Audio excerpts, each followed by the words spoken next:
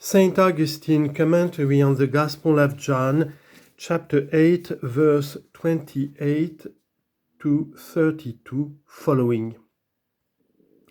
If the faith that is in you be true, think of Christ as such, but as such of the Virgin Mary, not of God the Father. He was an infant, he grew as a man. He walked as a man, he hungered, he thirsted as a man. He slept as a man. At last he suffered as a man, hung on the tree, was slain and buried as a man. In the same form he rose again. In the same, before the eyes of his disciples, he ascended into heaven. In the same way he yet come to judgment. For angel lips have declared in the gospel, he shall so come in like manner as you have seen him go into heaven.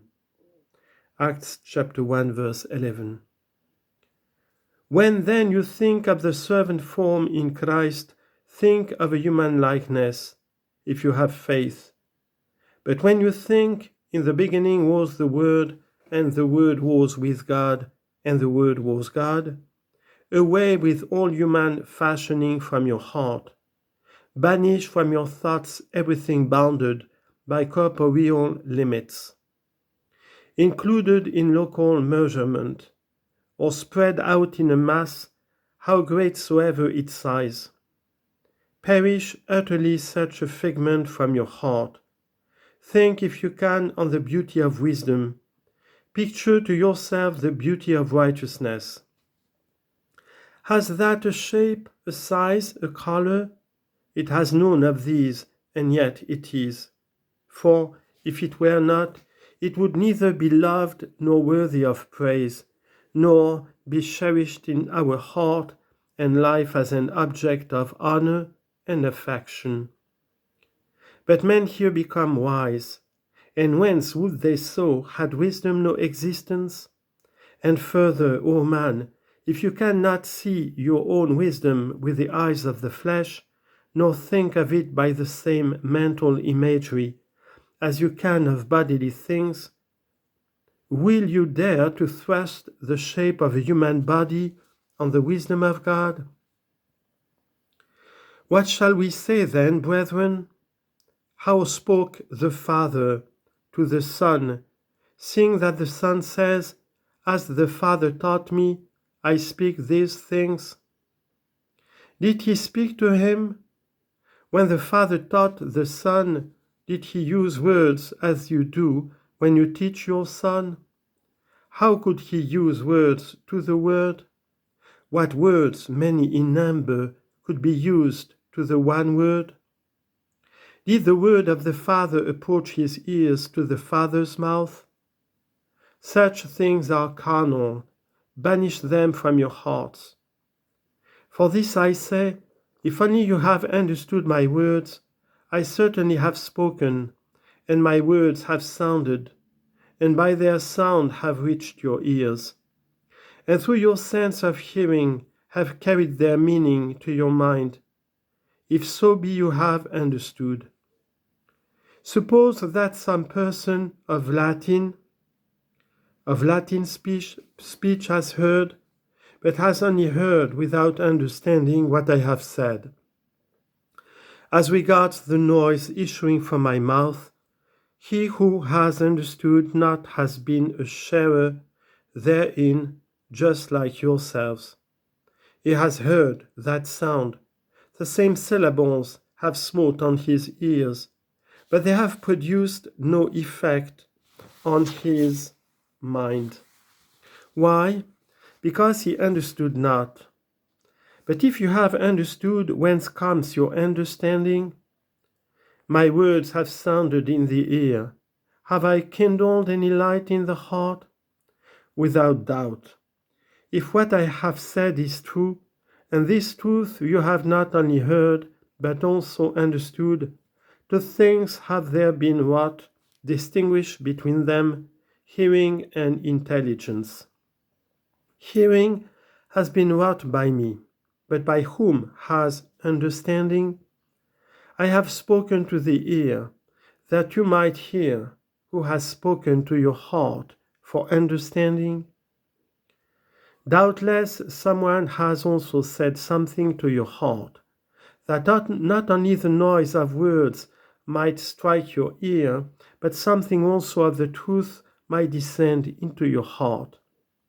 Someone has spoken also to your heart, but you do not see him. If, brethren, you have understood, your heart also has been spoken to. Intelligence is the gift of God. And who, if you have understood, has spoken so in your heart, but he to whom the psalm says, "Give me understanding, that I may learn your commandments"? Psalm 119, verse 73. For example, the bishop has spoken. What has he said? Someone asks. You repeat what he has spoken and add, he has said the truth. Then another, who has not understood, says, what has he said, or what is it you are praising? Both have heard me. I have spoken to both. But to one of them God has spoken. If we may compare small things with great, for what are we to him? Something I know not what, of an incorporeal and spiritual kind, God works in us, which is neither sound to strike the ear, nor color to be discerned by the eyes, nor smell to enter the nostrils, nor taste to be judged of by the mouth, nor anything hard or soft to be sensible to the touch. Yet something there is which it is easy to feel, impossible to explain. If then God, as I was saying, speaks in our hearts without sound, how speaks he to his Son?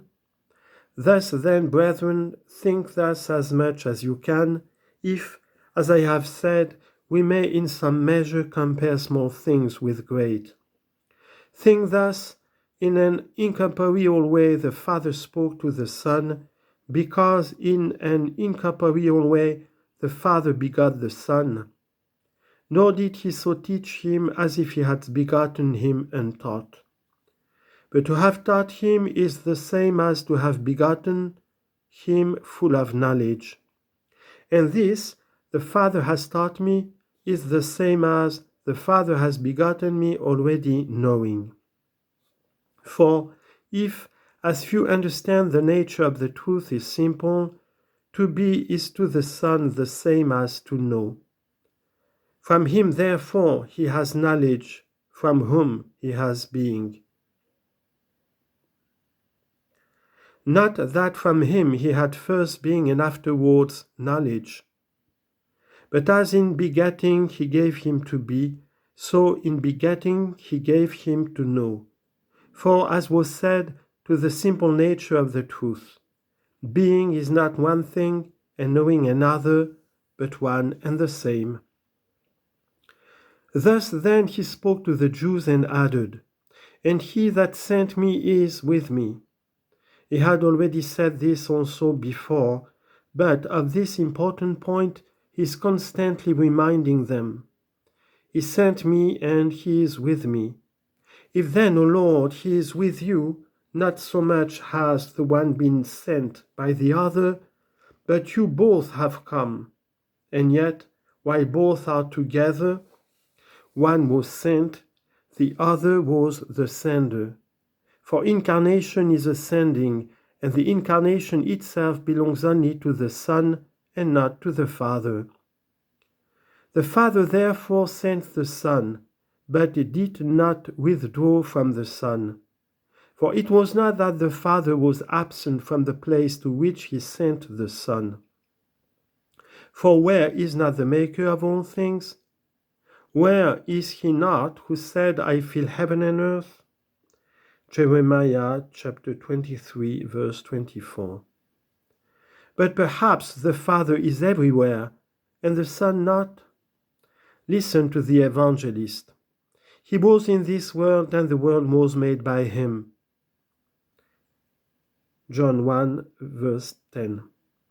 Therefore said he, he that sent me, by whose power as Father I am incarnate, is with me, has not left me. Why has he not left me? He has not left me, he says, alone, for I do always those things that please him. That equality exists always, not from a certain beginning and then onwards, but without beginning, without end. For divine generation has no beginning in time, since time itself was created by the only begotten.